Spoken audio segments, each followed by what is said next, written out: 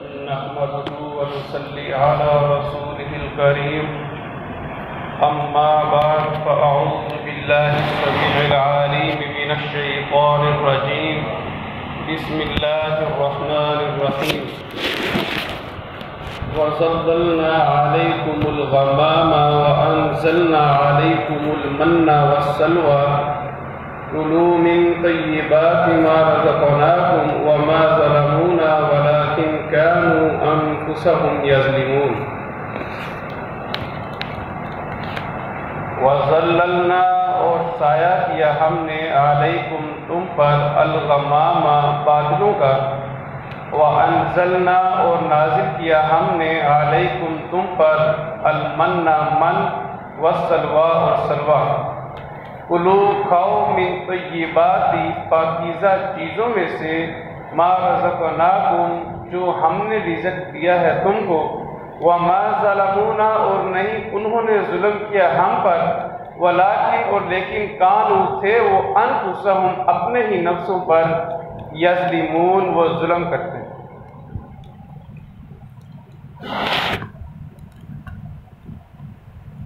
عزیز ساتھیوں، بنی اسرائیل کا اپنا جو شہر تھا وہ شام تھا۔ حضرت یوسف علیہ السلام کے دور میں وہ شام سے مصر روانہ ہوئے۔ شام میں قوم عمالقہ کی حکومت آئی جن کا حاکم فرعون تھا۔ اللہ رب العالمین نے جناب موسیٰ علیہ السلام کے دور میں فرعون کو غرق کیا اور بنی اسرائیل کو یہ حکم دیا کہ تم قوم عمالقہ کے ساتھ جو شام میں قابض ہوئی ہے ان کے ساتھ جہاد کرو، میں تمہیں فتح یاب کروں گا۔ وہ شام میں قوم عمالقہ سے جہاد کے لیے نکلے۔ آگے گئے تو معلوم ہوا کہ جناب قوم عمالقہ بہت بڑی قوم ہے، بڑا اسلحہ ہے ان کے پاس۔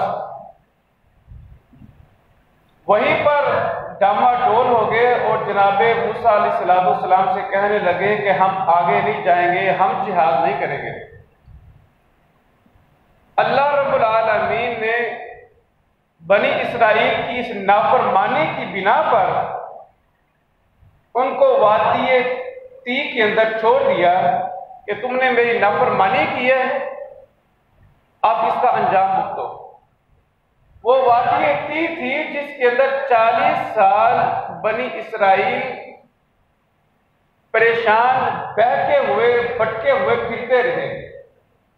ایک ایسا میدان تھا یہ وادی تی جس کے اندر نہ کوئی عمارت تھی، نہ کوئی درخت تھا جس میں وہ گرمی سے بچاؤ کے لیے کہیں پر بیٹھ جاتے، سردی سے بچاؤ کا کوئی سامان ہوتا، کچھ بھی نہیں تھا، نہ درخت تھے نہ کوئی عمارت تھی، چٹیل میدان تھا۔ وہیں پر وہ گھومتے پھرتے رہتے، اب کوئی جگہ تلاش کرنے کے لیے نکلتے تو واپس آتے تو پھر وہیں پر ہوتے۔ 40 سال تک اللہ رب العالمین نے ان کے اوپر اس طرح ناراضگی کا اظہار کیا۔ پھر اس قوم نے حضرت موسیٰ علیہ السلام کی طرف پھر لوٹے، سوال کیا کہ اے موسیٰ دھوپ بہت زیادہ ہے، ہم کیا کریں گے؟ اللہ سے دعا کریں کہ ہمارے لیے بادلوں کا انتظام کر دے۔ آپ دیکھیں کس قدر نافرمانی کے بعد بھی اللہ کس قدر مہربان ہوئے۔ فرمایا وَظَلَّلْنَا اور سایہ کیا ہم نے علیکم تم پر الغمام بادلوں کا، یعنی ایک نہیں بلکہ کئی بادل رب العالمین نے ان کے لیے بھیجے جو ان کے لیے دھوپ سے بچاؤ کا کام کیا کرتے۔ وَأَنزَلْنَا اور نازل کیا ہم نے علیکم تم پر المن والسلوى، من اور سلوہ بھی اللہ رب العالمین نے ان کے لیے بھی اتارا۔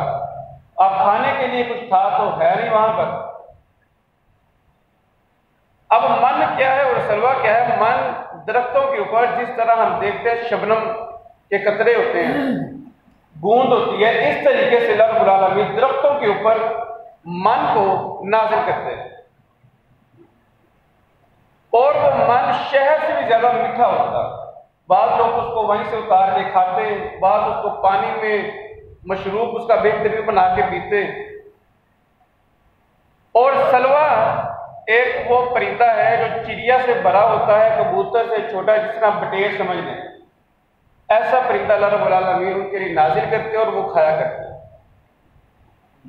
اس کے نزول کا وقت طلوع فجر سے لے کر، یعنی طلوع فجر سے لے کر طلوع آفتاب تک ہوتا، اور اس قدر ان کے اوپر من اور سلوہ نازل ہوتا کہ وہ شام تک کے لیے اپنا سارا سامان وہیں پر جمع کر لیتے، اور پھر اللہ رب العالمین نے ان کو حکم یہ دیا کہ مال کو ذخیرہ نہیں کرنا، یعنی رزق دینا میری ڈیوٹی ہے، میں ہر روز دیا کروں گا، ذخیرہ نہیں کرنا۔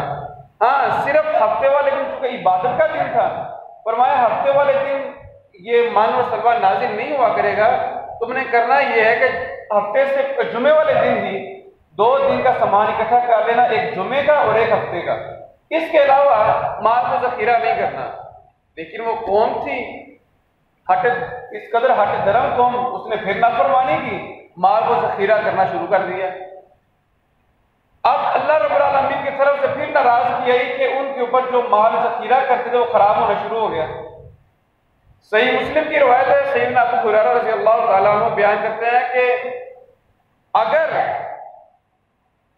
بنی اسرائیل نہ ہوتی اور یہ حرکت نہ کرتی تو کبھی بھی چیزیں بوسیدہ ہونا شروع نہ ہوتی، یعنی اس وقت سے یہ خوراک سرنا شروع ہوئی، تو میں کبھی ایسا نہ ہوتا۔ اور اگر اماں حوا نہ ہوتی اور وہ جناب آدم علیہ السلام کو پھل کے لیے ابارتی نہ، تو آج کوئی بھی عورت اپنے خاوند کے لیے پریشانی کا باعث نہ بنتی۔ یہ حدیث ہے جس سے لوگ یہ مسئلہ حل کرتے ہیں کہ وہ اماں حوا نے حضرت آدم علیہ السلام کو کھانے کے لیے، پھل کھانے کے لیے ابارا یا ان کو کہا۔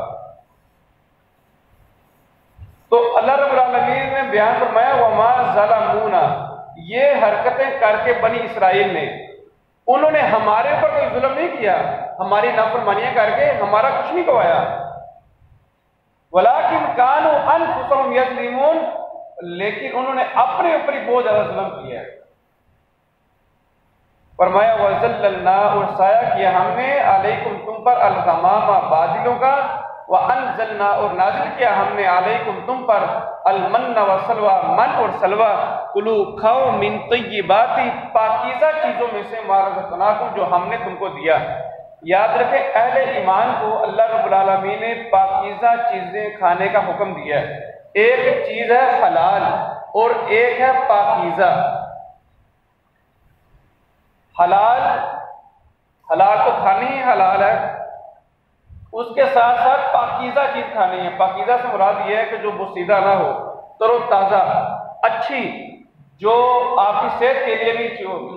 آپ دیکھیں یہاں پر ہمارے جو بوتل وغیرہ یہ چیزیں وغیرہ ہوتی ہیں، یہ پاکیزہ چیزوں میں نہیں آتی۔